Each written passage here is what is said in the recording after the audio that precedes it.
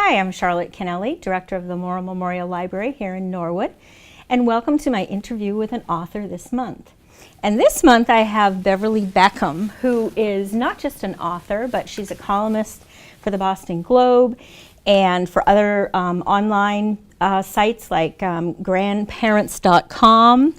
And she's been doing some interesting other things that we'll be getting into, and she's also a speaker and an advocate for the Massachusetts Down Syndrome Congress, and also a board member, I believe. Are you still a board member? I am not. You're not anymore? For the last 3 weeks I haven't been. Oh, okay. But my son-in-law is now. But you were yes. for a while. So welcome. Thank you. And this is a little unusual because usually the authors that I've interviewed have had projects that they've been more interested in, like penguins and Henry David Thoreau and other things. And Beverly is, her main claim to fame is probably her Boston Globe column, which is in Boston Globe South. Yes. And has been now for about, what, 8 to 9, 10 years? It will be 10 years in September, and I did not realize that until recently. I was organizing columns. Mm-hmm. I'm stunned that it's been 10 years. I would have said 4. And you started out at the Patriot Ledger. Yes, back in the 1970s. And then went on to the Herald. Yes, for 20 years. Yep, and then on to the Globe. For 10. And interestingly, your daughter also followed in your footsteps. You have 3 children. Yes. 2 daughters and 1 son? Yes. And your daughter, who lives in Canton, was a columnist. Yes, she started out as a reporter and then became a columnist, and now she's on the Lauren and Wally show. Yeah, WROR. Yes, in the morning. Right. Yes. And she is pretty funny too, because I've read some of her stuff online, and in fact, she had some interesting stories. I can't remember. It's about the sock and your dog. Was that your family dog? That was allegedly her dog. Molly was her dog, but guess what? Lauren moved out and Molly stayed. And my dog ate socks. She had 4 abdominal surgeries. I know, yes. I read that. Yes, my dog was famous. famous. What's the saying in the family? You look like you swallowed a sock. Yes, you ate a sock. You look like you ate a sock. Because you looked a little sickly. Yes. And that was really funny. So she's having a good time. How long has she been on WROR? I don't know. It's maybe 3 years, I think, but that's a guess. Mm-hmm. Yeah. And your husband was a real fan of Lauren and Wally before that. So how does that work, that she gets a job? He has always listened to the show. From the get-go. I mean, the show's been on for 30-something years, mm-hmm. and Bruce always listened to it. And I don't even know how it all transpired that Lauren wound up on this show, but it made my husband very, very happy. Yeah. Also, my ear doctor, who carries around a statue of Lauren and Wally with him.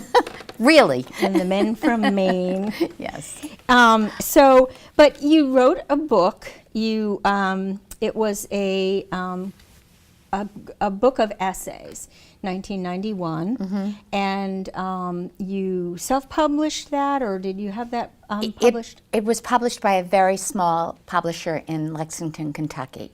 Right, self-publication really wasn't. No, it wasn't an option then. You really couldn't do it then. Yeah. And that was titled? A Gift of Time. A Gift of Time. And you won't believe this, but we had to withdraw that from our library because it was such a mess. It had been used so much. It was overused. Oh, that's a wonderful right. thing. I thought you were going to say because I offended somebody, like, oh my God, I did. No, but and it was just recently.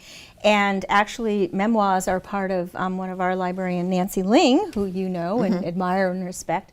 That's part of her part of the library to take books out of, and it was just done about a couple weeks ago. Well, I'll have to replace that because I think I have 2 copies, if you don't mind. We would love them. We went on Amazon, and they're all used. Yes. And it's hard for us to justify buying a used copy, and we would love to have one. I think I have 2 copies left. I'm not sure. If I have 2, you get 1. Okay. That would be great. All that right. would be great. And that's essays. Mm-hmm. Yes. And that was essays gleaned from your columns with the Patriot Ledger? I think some were from the Ledger and many from the Herald, because I had been with the Herald for 6 years at that point. Mm-hmm. And readers always used to write like real letters back in the day mm-hmm. and say, oh, I would love to have a book of columns. So my friend Beth Erickson, who is the owner of the Canton Citizen, is a photographer, and she did all the photos.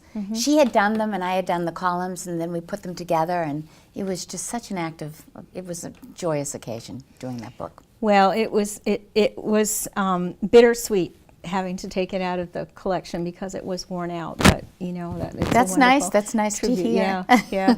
The other book is also not published anymore in 2000, and that was a memoir of your life growing up. Just childhood. Just till 8th grade. It was just about a very nice childhood. Yeah, and that was in. In Randolph. I grew up in Randolph. Okay. Yes. Okay, because now you live in Canton. Right. Still basically the same area.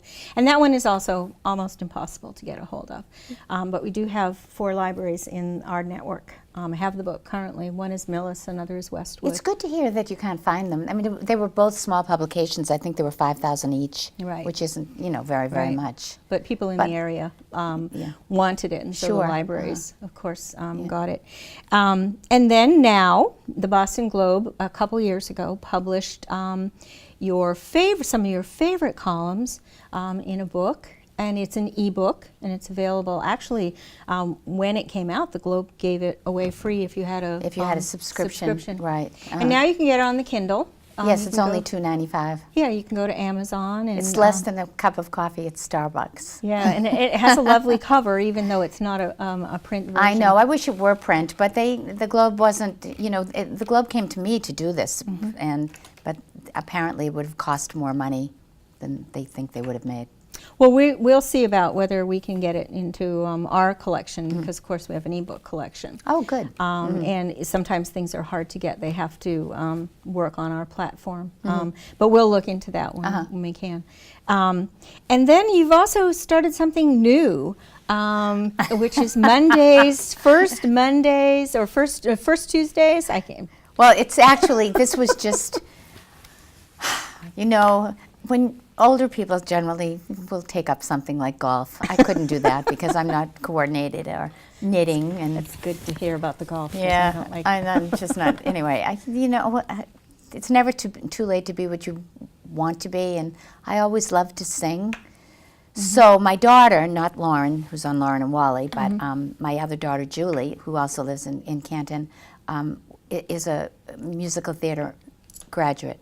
And she's a really phenomenal singer. And for a while, she had a job over at Riverside Theater Works in Hyde Park.